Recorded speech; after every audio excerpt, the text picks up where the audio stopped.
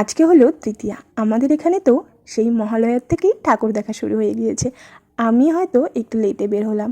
আজকে মোটামুটি দিনহাটায় যতগুলো পুজো মণ্ডপ আছে সমস্তগুলোই ঘোরার চেষ্টা করব। প্রথমে বাড়ির থেকেই ঢুকেই আর এইবার না দিনহাটাটা পুরো লাইটিংয়ে একদম সাজিয়েছে, বেশ সুন্দর লাগছে দেখতে। প্রথমেই গেলাম চুড়িপাড়ার ঠাকুরটা দেখতে, এখানের ঠাকুরটাও খুব সুন্দরভাবে সাজিয়েছে। তারপর গেলাম কিশোর সংঘ ক্লাব, এখানেটাও বেশ সুন্দর হয়েছে। তারপর আদর্শ ক্লাব দিয়ে গেলাম বোর্ডিং পাড়া মাঠে, এখানেটা তো দারুণ হয়েছে। তারপর তো হাঁপিয়ে গিয়েছি, অনেক ভিড় ছিল আদর্শ ক্লাবে, তার জন্য পুরো ঘেমে গিয়েছি। তারপর গেলাম লস্যি খেলাম, লস্যি খাওয়ার পর গেলাম মদন মোহনবাড়ি ঠাকুরটা দেখতে।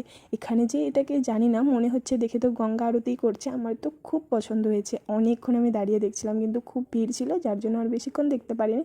আর ভিতরটাও খুব সুন্দরভাবে সাজিয়েছে। ওখানে দেখে গেলাম থানাপাড়া, এই পুজো মণ্ডপটাও তো খুব সুন্দর হয়েছে।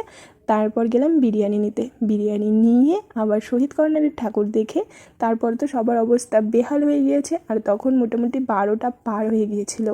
তারপর আর বেশি ঠাকুর না দেখে স্বাধীন ক্লাবের ঠাকুরটা দেখে বাড়ির দিকে রওনা হলাম। বাড়ি আস্তে আস্তে মোটামুটি তো 1টা বেজেছে, আর খাওয়া দাওয়া করে ফ্রেশ হয়ে ঘুমোতে ঘুমোতে তো 2টো বেজে গিয়েছিল। আমার তৃতীয়ার দিন তো এভাবেই কাটলো।